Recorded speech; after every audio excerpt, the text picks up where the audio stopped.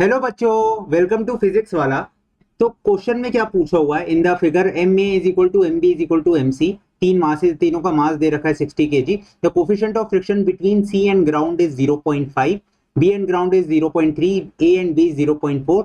C is pulling the string with maximum possible force without moving, right? Then the tension in the string connected to A will be. ठीक है, तो ए में कितनी tension होगी वो ये पूछ रहा है, right? This is being asked. Option दे रखे हैं 120 न्यूटन, 60 न्यूटन, 100 न्यूटन एंड 0। ठीक है, तो ये भी इतनी ही बराबर टेंशन यहाँ पे होगी। ठीक है, देखते हैं। ठीक है, अच्छा, अब उसने क्या दे रखा है? सी और ग्राउंड के बीच में जो म्यू है वो कितना दे रखा है? म्यू सी से आप बोल सकते हो 0.5। 0.5। बी और ग्राउंड के बीच में जो म्यू दे रखा है वो कितना दे रखा है? B and ground 0.3। ठीक है, ए एंड बी के बीच में कितना दे रखा है? म्यू। म्यू ए से आप बोल सकते हो mu A C, A B बोलना वैसे तो ठीक रहेगा, बट हाँ ठीक है, म्यू ए से कितना बोल सकते हो आप? 0.4। ठीक है, चलिए।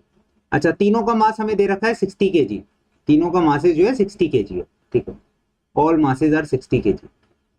ठीक है, अच्छा, अब एक एक करके तीनों को स्टडी करते हैं। तीनों का एफबीडी आपको बनाना है, फ्री बॉडी डायग्राम आप कह सकते हो। अब देखो, ये फोर्स लगा रहा होगा बी ब्लॉक पे। ठीक है, लेकिन ये क्या कह रहा है कि ये मूव ही नहीं कर रहा। जो सी बॉडी है या जो मैन सी है, ये मूव ही नहीं कर रहा है। इसमें लिखा है ना विदाउट मूविंग। वो क्यों मूव नहीं कर रहा? क्योंकि उतना ही फ्रिक्शनल फोर्स जो है इस पे लग रहा होगा, स्मॉल एफ कैपिटल एफ के बराबर। ठीक है, फ्रिक्शनल फोर्स की वैल्यू निकाल लूं तो मुझे पता लग जाएगा कि वो मूव नहीं कर रहा है, तो मतलब वो इतनी ही फोर्स लगा रहा है, मैक्सिमम मैक्सिमम फोर्स इतनी ही लगा रहा है विदाउट मूव, है ना? अगर मेरे पास एफ मैक्स मुझे पता लग जाए, ठीक है, उसका फॉर्मूला हमारे पास तो ऑलरेडी है ना? इसे एफ सी बोल सकते हो। अच्छा, ठीक है। कई बुक्स में ये फ्रिक्शनल फोर्स इस डायरेक्शन में दिखाई होती है और कैपिटल एफ इस डायरेक्शन में दिखाया होता है। ठीक है, बट मैं इसको इस डायरेक्शन में दिखा रहा हूँ, तो this will be also correct, है ना? क्या फॉर्मूला होता है? Mu C into N. ठीक है, अच्छा, म्यू कितना है? म्यू है हमारे पास 0.5। एन कितना होता है? एन मतलब एम जी की बात हो रही है। Mu C mass into mass of C into G. ठीक है, mu C 0.5 into mass of C कितना हो गया? 60, और इंटू जी कितना हो गया? 10, राइट? ठीक है, तो अब जब हम इसको सॉल्व करेंगे तो हमारे पास क्या आ जाएगा? 300 न्यूटन्स। ठीक है, जब इसको हम सॉल्व करेंगे तो वैल्यू आ जाएगी 300 न्यूटन। अब बी के साथ देखते हैं क्या केस होगा। ठीक है, जो ब्लॉक बी है इसके साथ क्या होने वाला है? Let's see that. ठीक है, ये किसके साथ है? ग्राउंड के साथ। ठीक है, अच्छा, अब इस पे फ्रिक्शनल फोर्स मान लीजिए इधर लग रही है। ठीक है, फ्रिक्शनल फोर्स इसे बी कह सकते हो, तो वो किसके बराबर होगी? मैक्सिमम वैल्यू कितनी होगी पहले तो ये बताइए? इस फ्रिक्शनल फोर्स की मैक्सिमम वैल्यू होगी कितनी? म्यू के बराबर।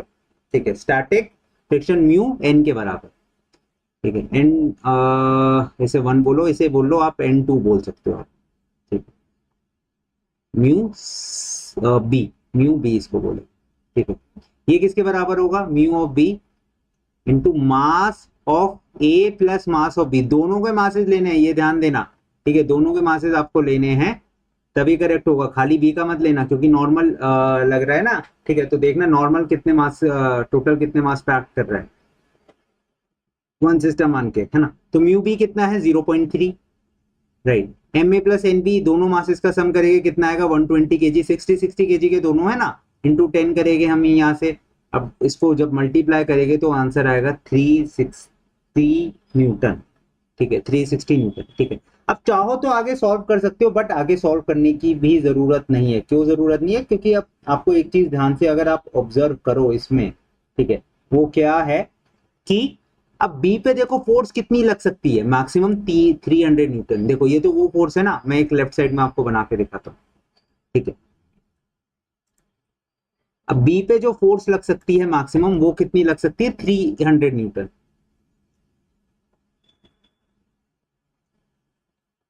300 न्यूटन बी पे मैक्सिमम लग सकती है। ठीक है, अच्छा, अब ए पे कितनी, बी पे जो है फ्रिक्शनल फोर्स कितनी लग रही है? फ्रिक्शनल फोर्स मैक्सिमम वैल्यू कितनी जा सकती है?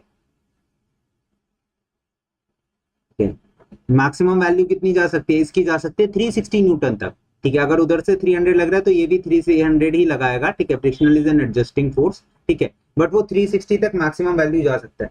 तो क्या ये ब्लॉक मूव करेगा? नहीं मूव करेगा, एग्जैक्टली। ठीक है, जब मूव ही नहीं करेगा, कोई एक्सेलरेशन ही नहीं होगा, तो फिर टेंशन किस बात का होगा भाई?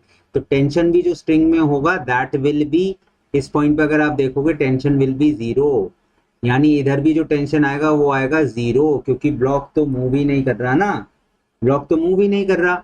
और यहाँ पे भी जब आप फ्रिक्शन निकालोगे तो उसकी वैल्यू जो है हमें जीरो मानी जाएगी, क्योंकि वो स्लाइड ही नहीं कर रहा उसके ऊपर, ठीक है, मतलब उसके सॉरी साथ में मूव नहीं कर रहा है ना, ठीक है। तो टेंशन की वैल्यू जो है इन द स्ट्रिंग आ गई है जीरो, तो क्या जीरो ऑप्शन में, ये zero is there in the option, so option number D is the correct answer. Thank you for choosing Physics Wallah, I hope so solution आपको समझ आया होगा।